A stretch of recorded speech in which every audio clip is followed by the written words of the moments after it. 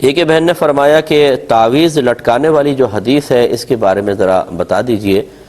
جیسے حدیث میں ہے سرکار نے ارشاد فرمایا کہ جس نے تعویذ لٹکایا اس نے شرک کیا۔ سوال یہ پیدا ہوتا ہے کہ صرف سرکار کی اس طرح فرما دینے سے کہ تعویذ لٹکایا اس نے شرک کیا، کیا ہر تعویذ غلط ہو جائے گا؟ یقینی سی بات ہے کہ نہیں ہوگا،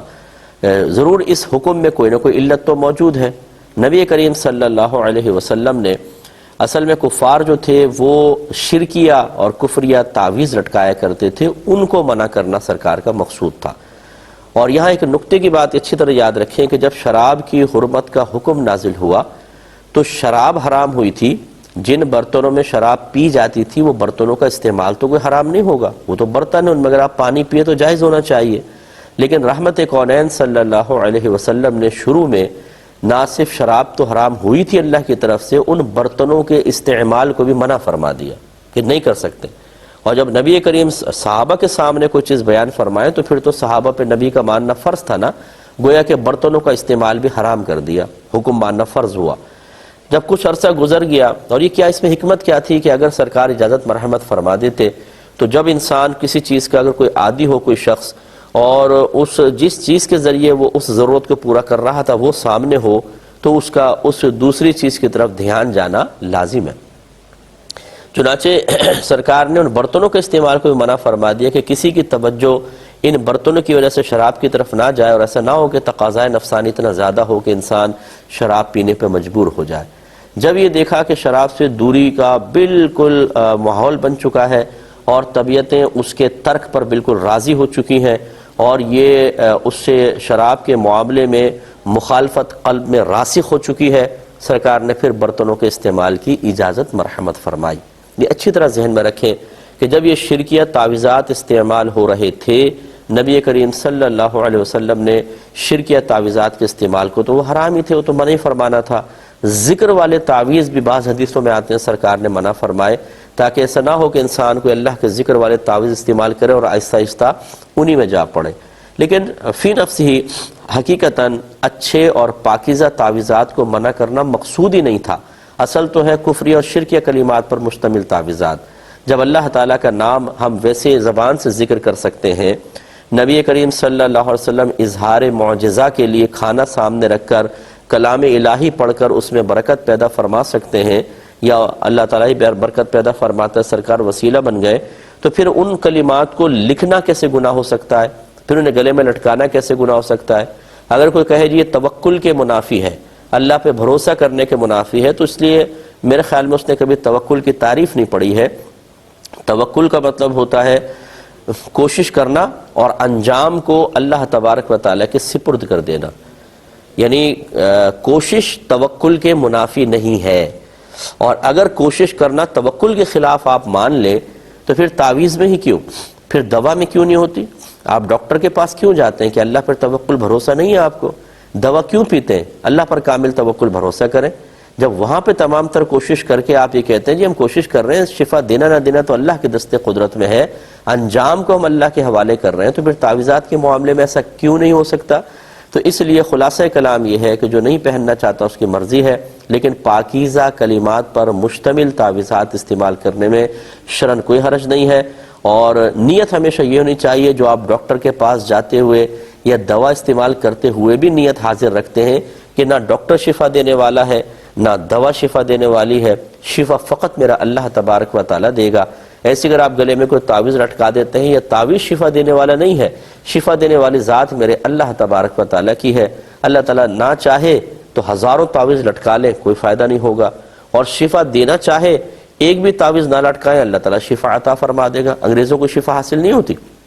وہ کون سے تعویذات استعمال کر رہے ہیں؟ تو خلاصہ کلام یہ ہے کہ اچھے پاکیزہ تعویذات جو پاکیزہ کلمات پر مشتمل ہوں، صحیح نیت کے ساتھ استعمال کرنے میں کوئی حرج نہیں ہے، اور اس میں شدت اور سختی کرنا یہ شریعت کے مزاج کے خلاف ہے، ایسا نہیں ہونا چاہیے۔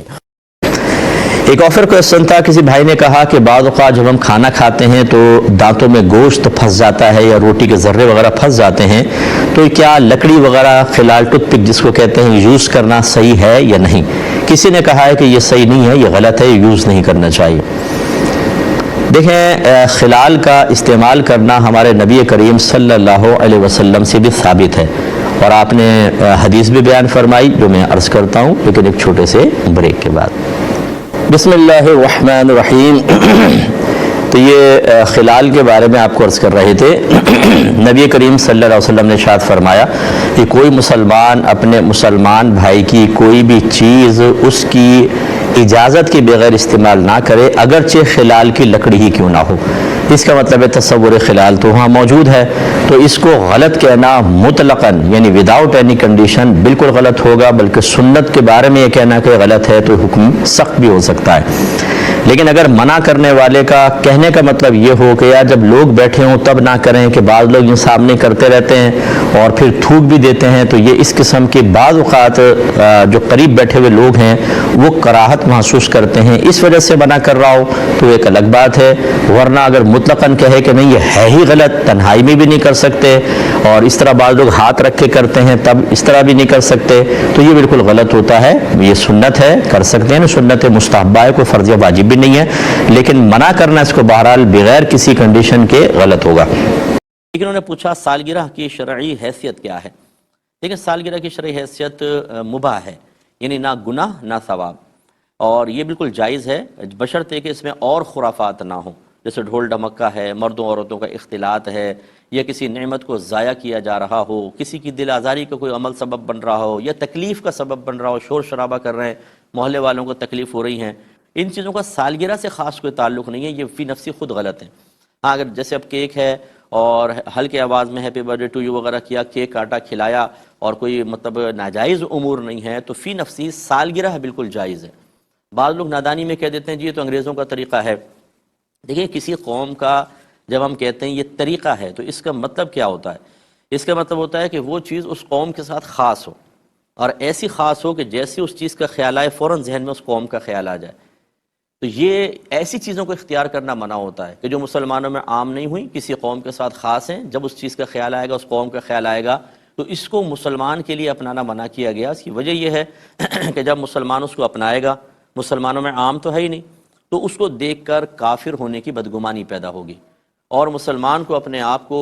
اس طرح پیش کرنا کہ لوگ اس کو کافر سمجھیں یا بدگمانی پیدا ہو، یہ صحیح نہیں ہے، اس لیے منع کیا گیا۔ یوں سمجھ لیں کہ جیسے انگریز بر صغیر پاک و ہند میں آئے تو یہ لوگ پینٹ شرٹ پہنتے تھے، ہمارے یہاں تو کوئی رواج ہی نہیں تھا اس کا، تو اگر کوئی دور سے پینٹ شرٹ پہنتا ہوا آ رہا ہوتا تو اس کو دیکھ کے کہتے جی گورا صاحب آ رہا ہے،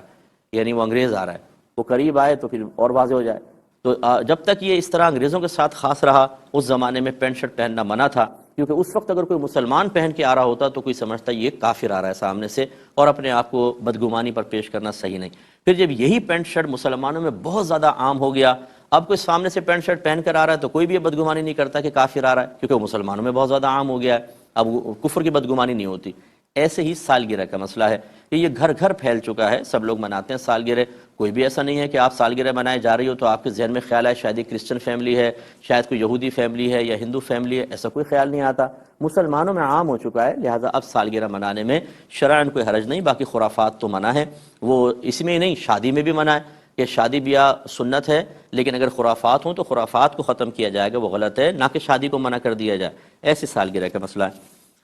ایک یہ بھائی نے پوچھا کہ کیا کوئی خاتون حالت حیض میں سورہ اخلاص پڑھ سکتی ہیں؟ سنا ہے کہ لفظ قل کو ہٹا کر پڑھ لیا جائے تو صحیح ہوتا ہے، کیا حکم شرع ہوگا؟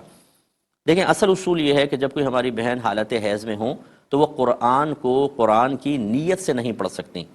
ہاں اگر قرآن کو دعا کی نیت سے پڑھ سکتی ہیں، جیسے ربنا آتنا فی الدنیا حسنۃ وفی الآخرۃ حسنۃ وقنا عذاب النار، یہ دعا کے طور پہ پڑھتے ہیں، حالانکہ آیت بھی ہے۔ اور اسی طرح قرآن کی ہر اس آیت یا حصے کو پڑھ سکتی ہیں جس میں اللہ تعالیٰ کی حمد و ثنا ہے، اور حمد و ثنا کی نیت سے کہ میں اللہ کی تعریف کر رہی ہوں، بس قرآن پڑھنے کی نیت نہ ہو بلکہ اللہ کی تعریف کرنے کی نیت ہو، مفہوم وغیرہ ذہن میں ہے تو جیسے آیت الکرسی ہے پوری کہ بہن حالت حیض میں اللہ کی صرف تعریف کی نیت سے، نہ کہ قرآن پڑھنے کی نیت سے کر سکتی ہیں۔ اب آ گیا سورہ اخلاص۔ علماء نے فرمایا کہ خود سورہ اخلاص بھی آپ دیکھیں اللہ تبارک و تعالیٰ کی بہترین تعریف پر مشتمل ہے، اللہ کی وحدانیت کو اس صورت نے بہت ہی اچھے انداز سے بیان کیا ہے۔ کلام تو اللہ تعالیٰ کا ہے، ہم صورت کی طرف اگر نسبت کریں تو بہت اچھے انداز سے بیان ہوا۔ تو اب کیا ہماری بہنیں سورہ اخلاص کو اللہ تعالیٰ کی فقط تعریف کی نیت سے پڑھ سکتی ہیں؟ یہ سوال تھا۔ تو لہٰذا اگر لفظ قل کو شامل کر کے پڑھا جائے تو پھر چاہے وہ لاکھ تعریف اور حمد اور ثنا کی نیت کریں، لیکن لفظ قل سے اس کا قرآن ہونا متعین ہو گیا، کیونکہ اللہ تعالیٰ نے قرآن میں قل تو کوئی تعریفی جملہ تو نہیں ہے، اس کا مطلب یہ قرآن ہی پڑھ رہی ہیں، اب چاہے نیت کچھ بھی کریں وہ قرآن ہی کہلائے گا، تو منع ہوا۔